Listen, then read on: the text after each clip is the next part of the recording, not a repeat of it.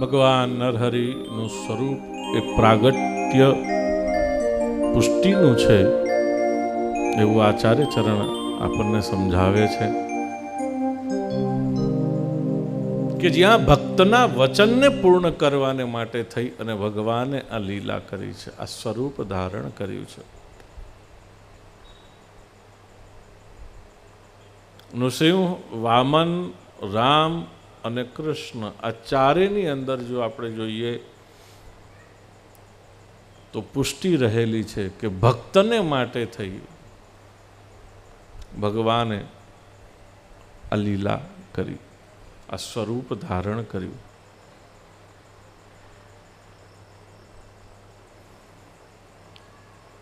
સત્યમ વિધાતુમ નિજભૃત્ય ભાષિતમ, કયા કયા ભૃત્ય ના વચનને સત્ય કરવા આજ ભગવાને આ સ્વરૂપ ધારણ કર્યું. તો ભૃત્યની અંદર બતાવે છે કોણ કોણ.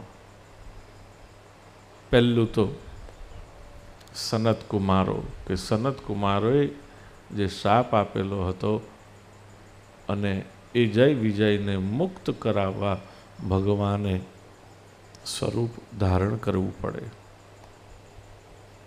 તો એમની મુક્તિ થાય. અને એમની મુક્તિ માટે પ્રથમ ભગવાન વરાહ, તો દ્વિતીયમાં ભગવાન નૃસિંહ બનીને પધારે છે. તો પહેલું વચન કોનું? સનત કુમારોનું, કે જય વિજયને જે શાપ હતો એને મુક્ત કરવા, શાપ મુક્ત કરવા. અત્યારે તો આપણે એવું બધું માનતાય નથી, પણ શાસ્ત્ર તો એ રીત બતાડે છે કે પુત્રનો અપરાધ એ પિતાનો અપરાધ છે, શિષ્યનો અપરાધ એ ગુરુનો અપરાધ છે, અને સેવકનો અપરાધ એ સ્વામીનો અપરાધ છે. આપણે તો અત્યારે અપરાધોને પણ છાવરીએ છીએ, તો પછી ક્યાંથી એનામાં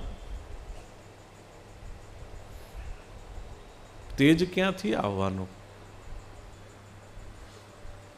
સંસ્કાર જ જો શૂન્ય હશે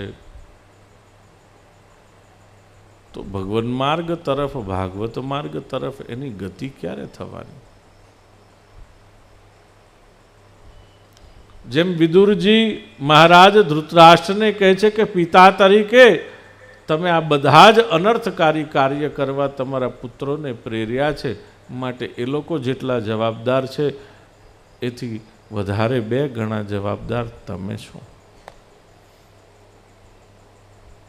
આપણે નથી કહેતા જાણીતો હવાલદાર 2 દંડા વધારે મારે.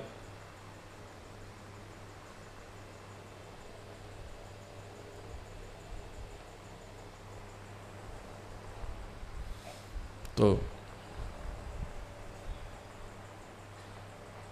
ભગવાન મુક્ત કરવાને માટે પોતાના 2 દિવ્ય પાર્ષદો, ભક્ત, જેને માટે પોતાના પ્રભુ એ જ સર્વસ્વ છે, એને માટે થઈ અને પ્રથમ અવતાર ધારણ કર્યો તે વરાહ, અને બીજો અવતાર ધારણ કર્યો તે નૃસિંહ. ભૃત્યની અંદર બીજામાં ગણવામાં આવે છે શ્રી નારદજી. જ્યારે ઇન્દ્ર કયાધુને લઈ જતા હતા, ગર્ભવતી કયાધુ છે એને લઈ જતા હતા, ત્યારે રોકે છે અને કહે છે કે તમે એને ન લઈ જાઓ, એનો વધ ન કરો, એના ગર્ભમાં જે જાતક છે એ તમારો મુક્તિનો કારક છે.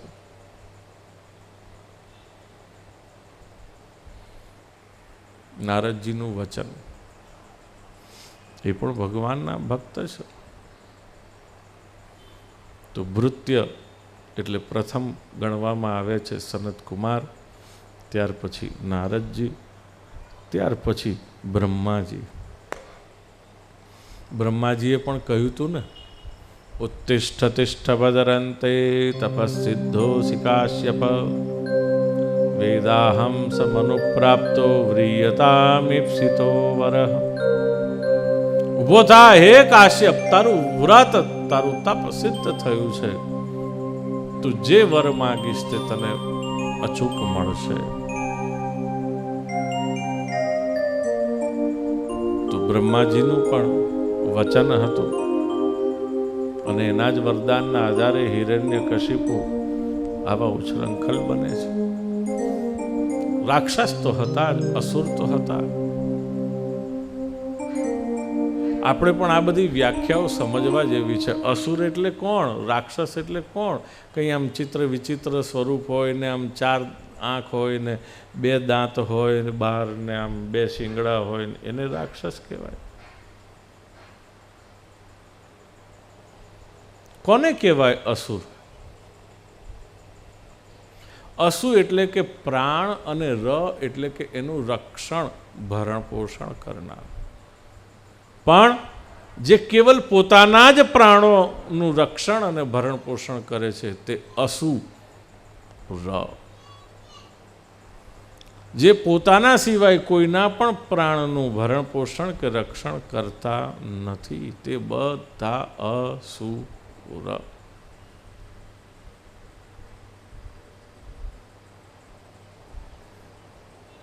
અત્યારે પણ વાતાવરણ તો એવું થઈ ગયું છે, બધાને કઈ ચિંતા છે? 2 જ પ્રશ્ન હોય છે. કોઈને પણ આપણે કંઈ વાત કરીએ તો એવું કહે છે બધા સાહિત્યકારો, કવિઓ, લેખકો, બધા જ આપણને કહે છે.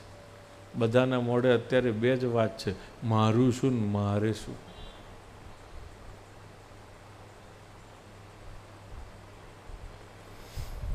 તો જ્યાં આવી માનસિકતા છે ત્યાં સમજવું કે આ બધું અસુરનું લક્ષણ છે, અસુરતા. એટલે જ તો પ્રશ્ન કર્યો ને મહાત્મ્યમાં કે ભલે આટલા 1000 વર્ષ પહેલા પ્રશ્ન કર્યો પણ છતાં આજે એટલો જ સાંપ્રત છે. જીવશ્ચા સુરતામ ગતઃ, જીવ અસુરપણાને પામ્યો છે. આખું ભાગવત આ 2 જ વાત ઉપર છે, એક ગર્ભ શુદ્ધિ અને એક દ્રવ્ય શુદ્ધિ. દ્રવ્ય શુદ્ધિ કોની પાસે છે? કોને? ગર્ભ શુદ્ધિ કોની પાસે છે? આખી ભાગવતની કથા આ 2 જ મુદ્દા ઉપર ગોળ ગોળ ફર્યા કરે છે.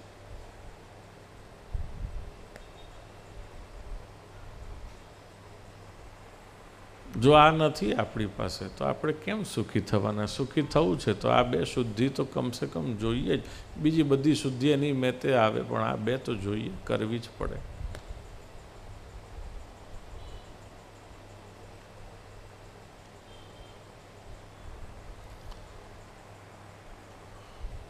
પ્રહલાદજીની ગર્ભ શુદ્ધિ હતી.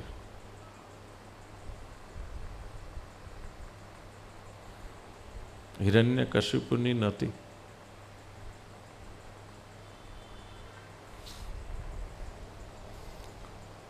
શબ્દ બહુ સુંદર છે, રાક્ષસ.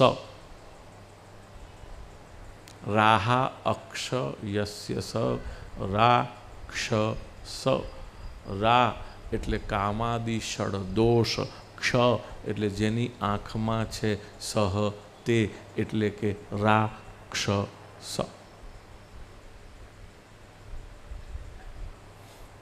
અને આંખ એવી છે ને કે જે બતાડ્યા વગર રહેતી નથી કે માણસની અંદર શું છે. મોઢું ભલે ગમે તેટલું આપણે કંટ્રોલમાં રાખીએ, મોઢાની રેખાઓ આપણે ગમે તેટલી કાબૂમાં રાખીએ, પણ આંખ જે છે ને એ બતાવ્યા વગર રહેતી નથી કે આપણા અંદર શું છે. દેવ બેઠો છે, મનુષ્ય બેઠો છે કે રાક્ષસ બેઠો છે કે ઋષિ છે, એ આંખ તો બતાવ્યા વગર રહેતી જ નથી. એટલે જ કહ્યું ઘણી વખત બધું જે જોતા હોઈએ છે તે પણ સાચું નથી, ઘણી વખત બધું સાંભળીએ તે પણ સાચું નથી હોતું. આંખ તો ચાડી ખાયા વગર રહેતી નથી. રા એટલે કામાદિ ષડ દોષ, ક્ષ એટલે જેની આંખમાં છે, સહ તે એટલે કે રાક્ષસ.